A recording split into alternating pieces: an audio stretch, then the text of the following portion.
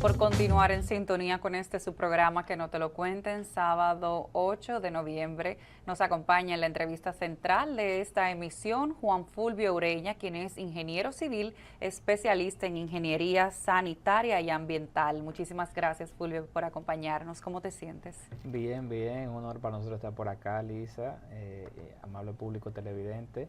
Hoy tenemos un programa a propósito de que estamos cerrando la temporada ciclónica. Exactamente. Y que esperemos que les guste. La temporada se marca dentro del tiempo desde el 1 de junio hasta el 30 de noviembre, pero ya tenemos en República Dominicana la habitualidad de que históricamente los hechos más trascendentales o los fenómenos más trascendentales pues nos golpean en el mes de noviembre o finales de octubre.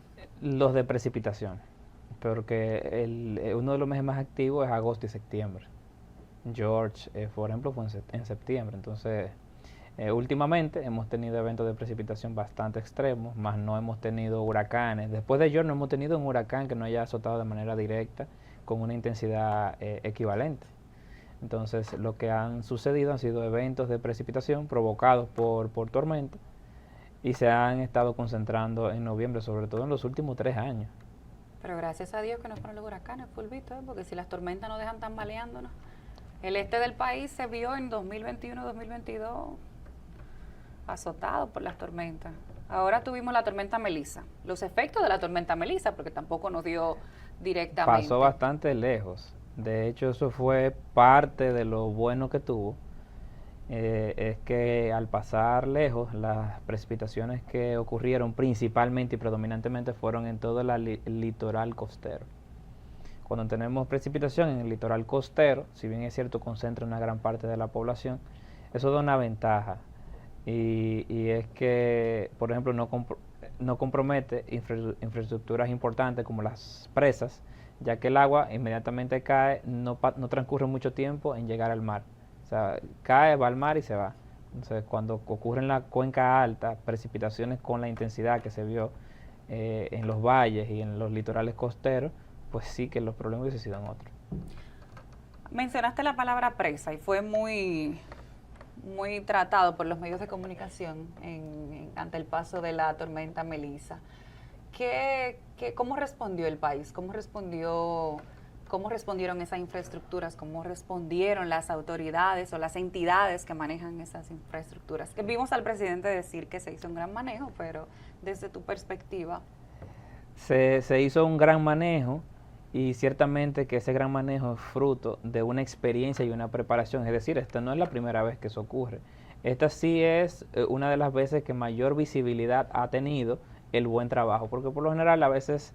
siempre se ha dado un buen trabajo. Exacto, siempre se ha dado un buen trabajo, pero la gente lo recuerda y se le da visibilidad cuando ocurren inconvenientes o hechos lamentables. En este caso, coincidió que se le dio visibilidad a lo positivo, al buen manejo, y también pues que ciertamente el resultado del trabajo de todos esos hombres y mujeres que participaron en los procesos de gestión de los riesgos y de las inundaciones, pues dio frutos y fue muy positivo. Ha tenido suerte el presidente Abinader, ¿verdad? No ha ocurrido ningún desastre en las presas de nuestro país en los 5 años de gestión gubernamental que lleva. Yo no diría que suerte, porque al final uno construye la suerte. Y no se supone que una presa tenga problemas o inconvenientes. O sea, no se supone, no están diseñadas para que haya inconvenientes. Sí hay operaciones que son extraordinarias, pero están dentro del marco de lo que la infraestructura pues maneja y dentro del plan de operación del embalse. No necesariamente es algo que abramos una compuerta y que esa compuerta se vea gran cantidad de agua saliendo. No quiere decir que la infraestructura está comprometida. Eso de hecho es una medida preventiva para garantizar la estabilidad de la estructura. Yo quiero que tú te sientas más a confianza, porque el público que nos observa sábado, sí, 11 de la noche, ¿verdad?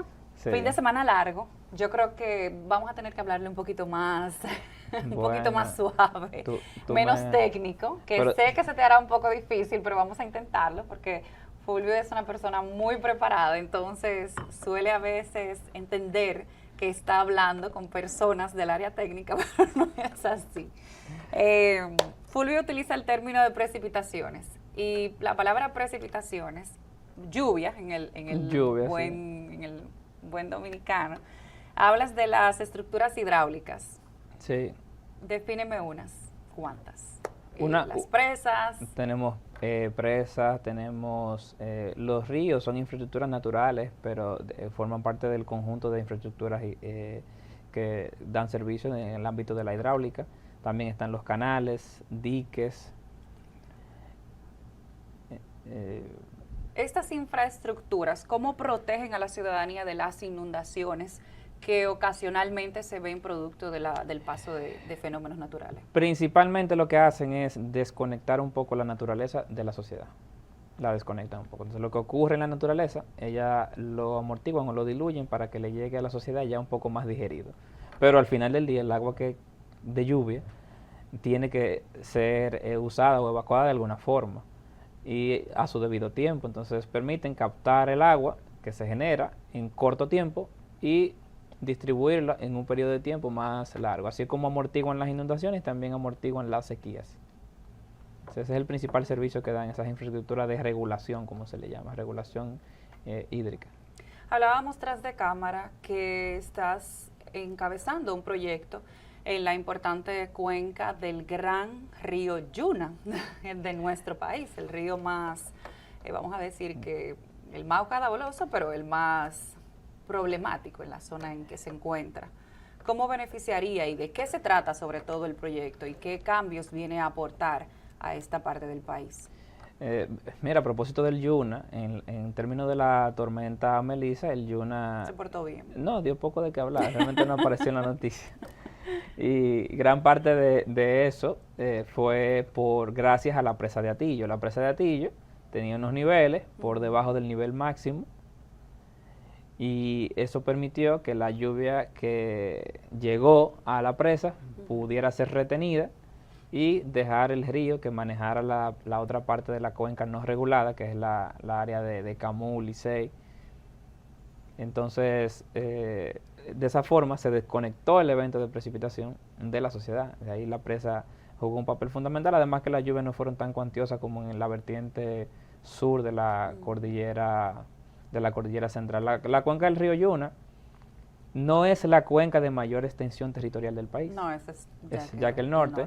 Y de la isla es la cuenca del Artibonito, pero del país es la cuenca más caudalosa, porque el caudal, el agua, proviene de dos componentes principalmente, el de la precipitación y del territorio. Cuanto más territorio, pues se supone que tengo más área de captación y tengo más agua. Y obviamente cuando tengo mayores niveles de lluvia o de precipitación, pues también tengo más agua. La cuenca de Yuna pues combina los dos elementos y por eso es la que tiene mayor cantidad de agua disponible y por lo tanto termina siendo también una de las más vulnerables frente a eventos meteorológicos extremos de inundación. Entonces, en ese sentido, y dado que en esa cuenca se produce cerca del 60% del arroz que se produce en todo el país, es beneficiosa para la producción de arroz. Claro, porque disminuye el nivel de riesgo de esa actividad económica, disminuye el nivel de riesgo también de las poblaciones. Fíjense que estoy hablando de disminuir el nivel de riesgo, no estoy hablando de eliminarlo, no estoy hablando de que sería como posible eliminar del todo las inundaciones. Ciertamente que una inundación que tú tengas que te dure 4 días no te genera el mismo impacto que una que te dure un día.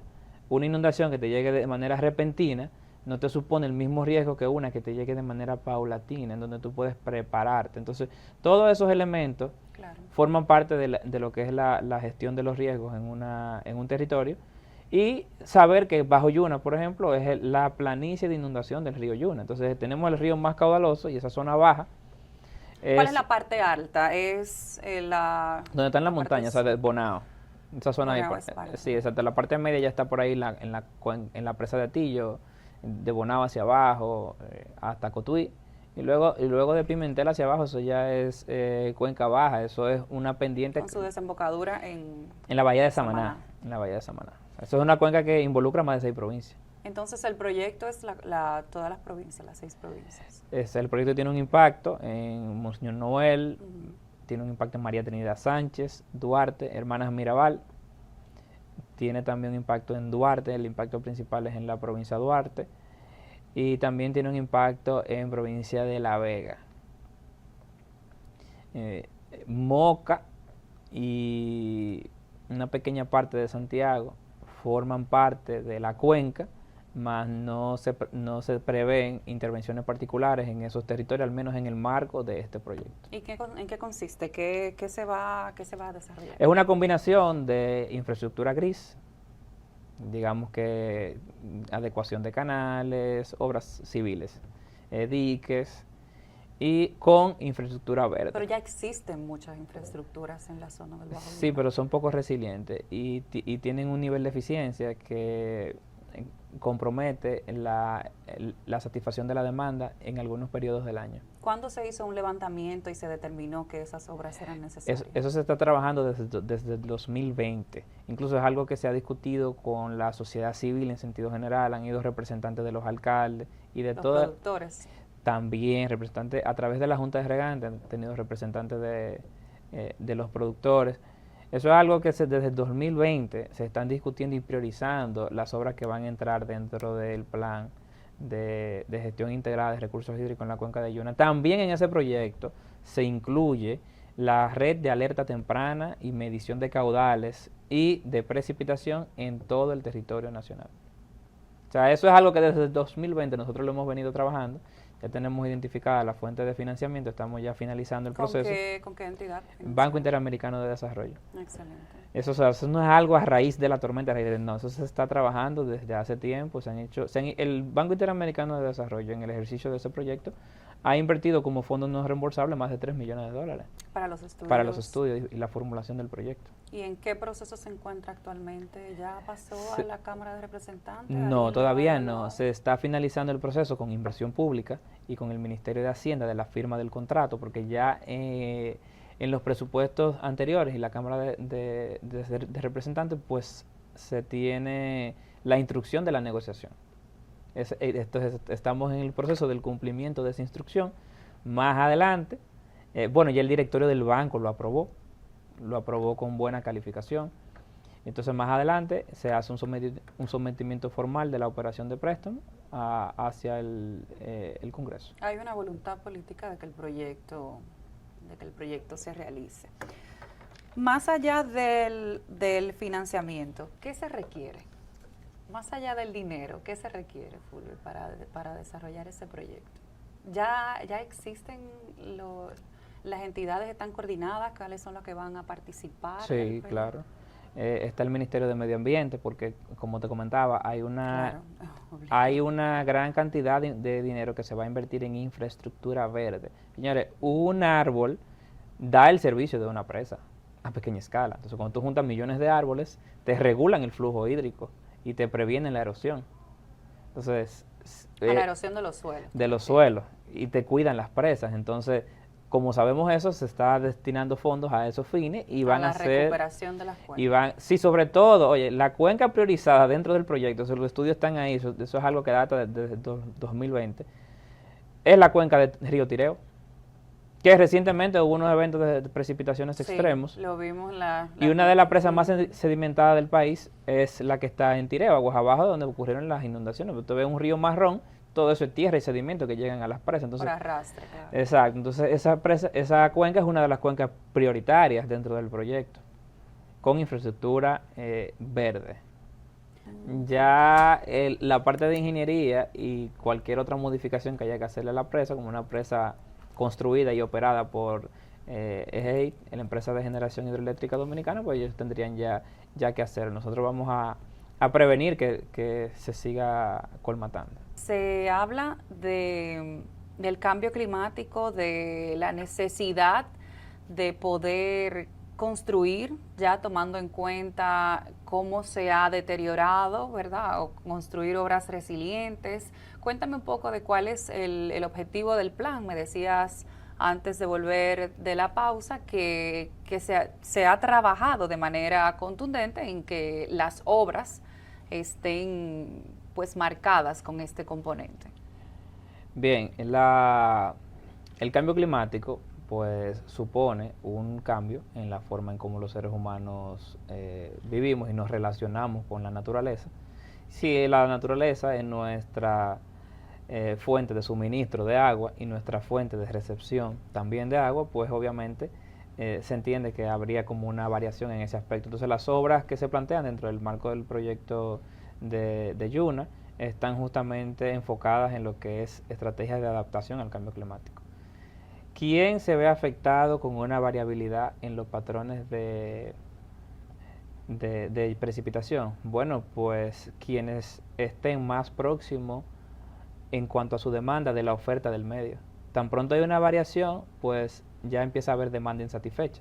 Entonces nosotros lo que estamos buscando es optimizar el uso del agua para alejarlo un poco de la oferta del ambiente, para cuando venga la variabilidad que se espera, pues ya los agricultores y todas las poblaciones de la zona pues estén preparadas.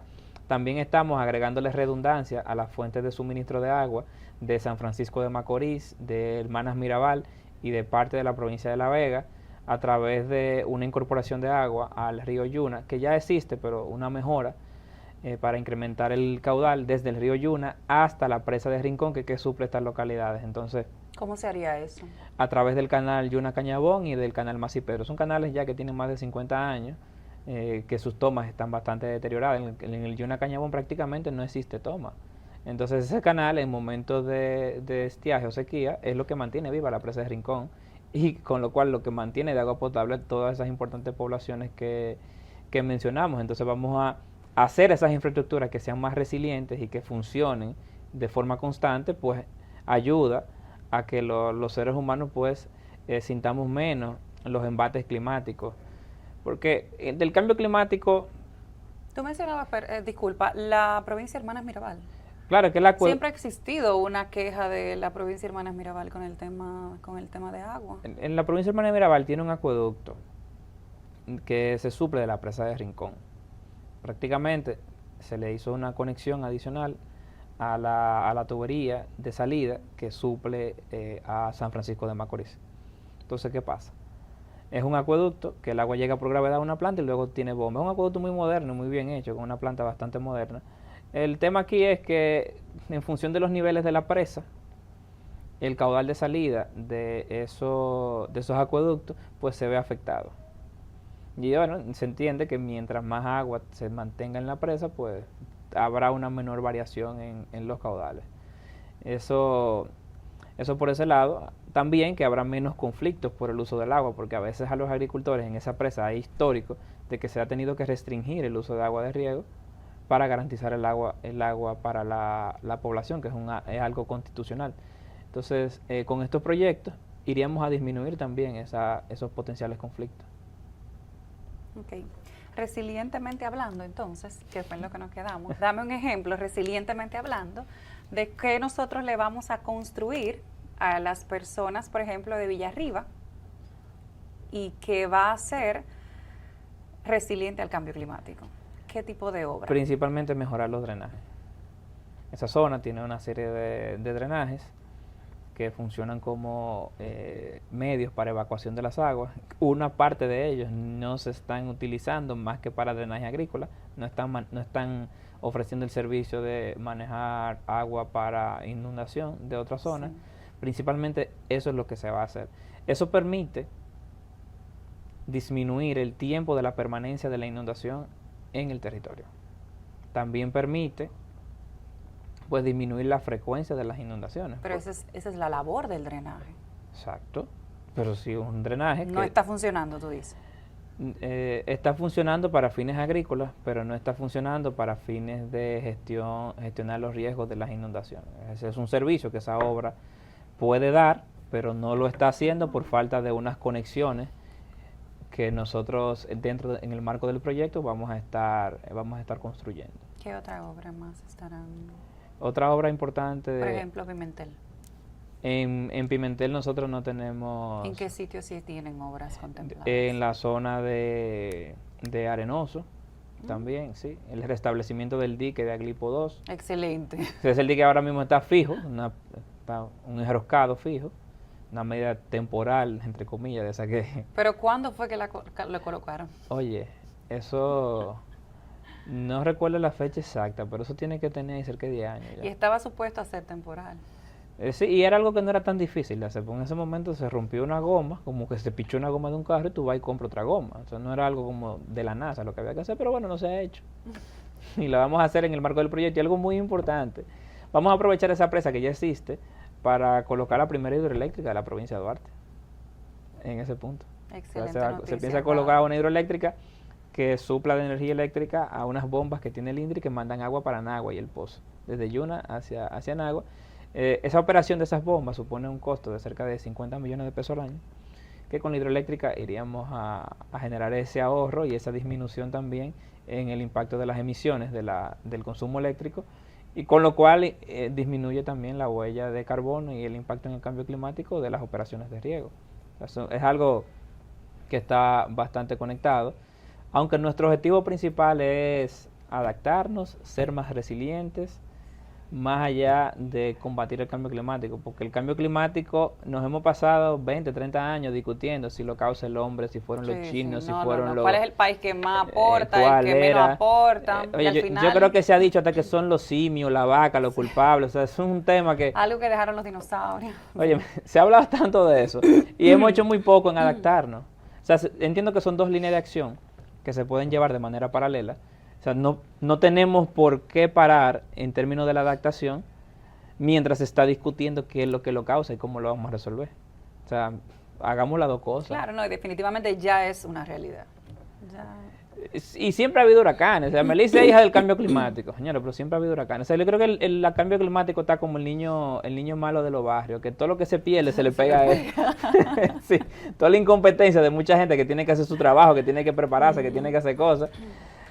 Fue el cambio climático. Se ve el agua en un sitio. Yo comentaba lo mismo con una dermatóloga hace unos días. No, porque ahora, antes no se colocaba tanto protector solar, pero ahora por el tema del cambio climático, que el sol, no, porque entonces en el pelo no se utilizaban tanto producto, pero ahora con el tema del cambio climático, yo, Dios mío, pero todo es al cambio climático.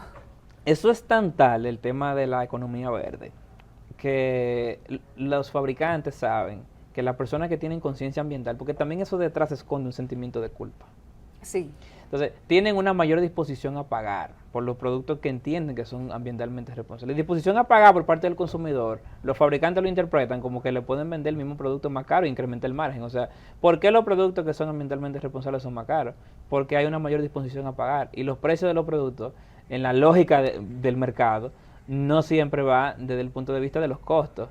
Se asocia a variables como esa, la disposición a pagar del consumidor. Por eso casi siempre son más caros. Yo tenía un cepillo de dientes, de eso que se le cambia nada más la cabeza, que la cabeza cambiarla me costaba como 3 veces lo que me costaba un cepillo normal. Pero, o sea, el material es menos. Y yo quería hacerlo, porque al final del día, hasta difícil, no fue difícil encontrar la cabeza esa. No, y háblame de los vehículos hídricos. Híbridos, perdón. Los híbridos son muy buenos. Sí, claro, sí, yo conozco tu teoría. Muy bueno porque te permite, por ejemplo, el país, la importación. No, tiene ventaja fiscal. Oye, lo que nos están escuchando y hablando a propósito del cambio climático, todo el mundo se queja de que los legisladores tienen exenciones de impuestos, no sé cuántos. Señores, pero hay una ley que la aprobaron los mismos legisladores, que los vehículos eléctricos híbridos, sí, no pagan el 18. Entran con la mitad de los impuestos. Sí.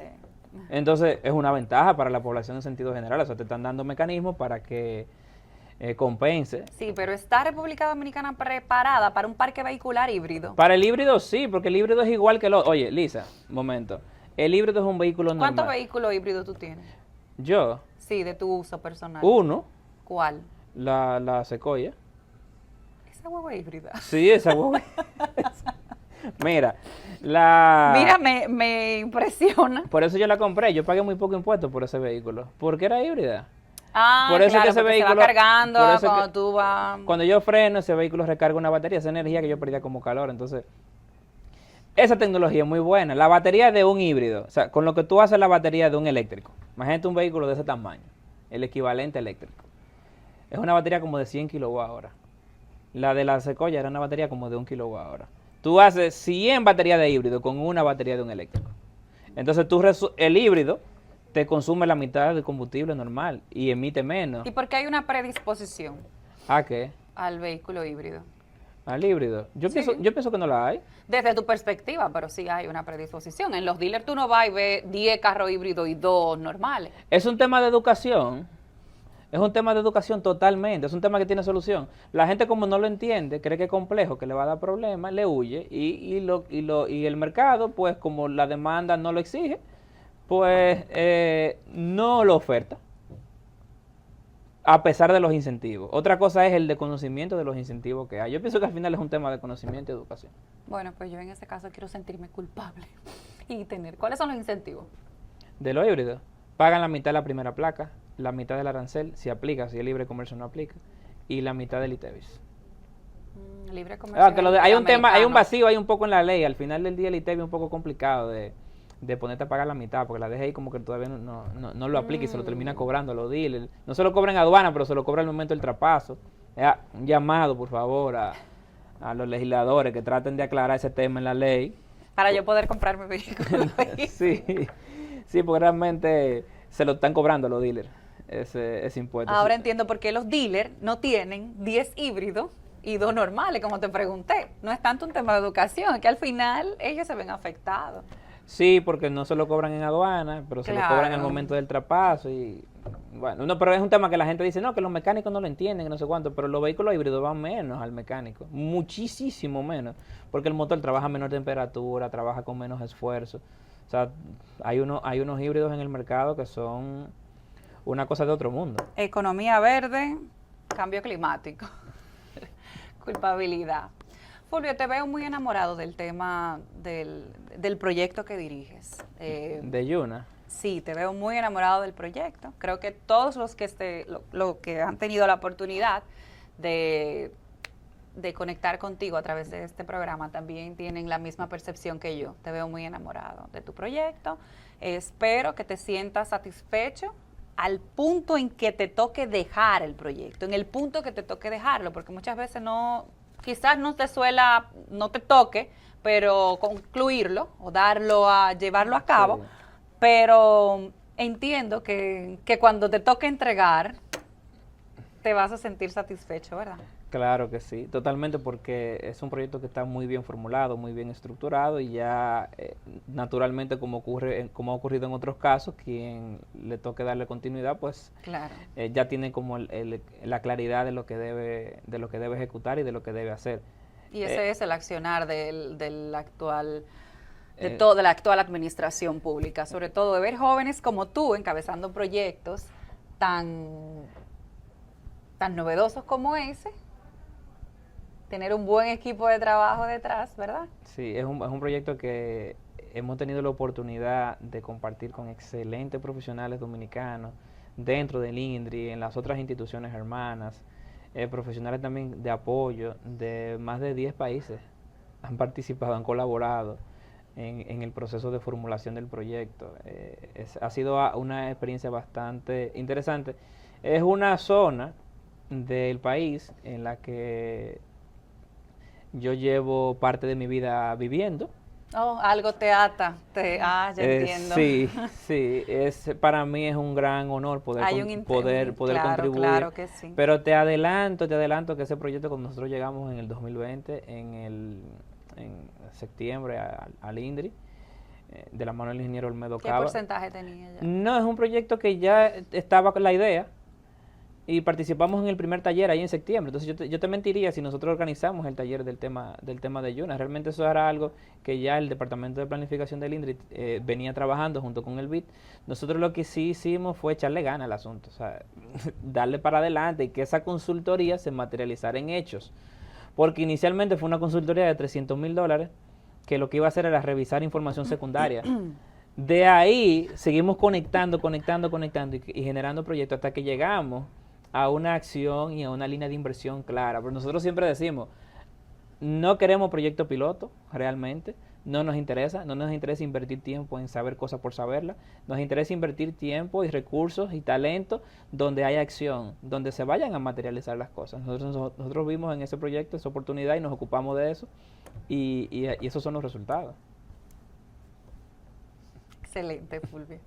Muchísimas gracias por traerle a la parte de la ciudadanía que que nos sintoniza esta importante información. Ya te has vuelto un hijo de Medio Panorama, te vimos en otro programa que se transmite aquí a través del canal 32 con nuestro querido Fafa Taveras, sí. También con el tema hídrico, así que siéntete como en tu casa la próxima vez que te, que te toque pasar las puertas de este maravilloso canal. También decirte que tenemos este programa para cuando quieras brindar a la ciudadanía cualquier información.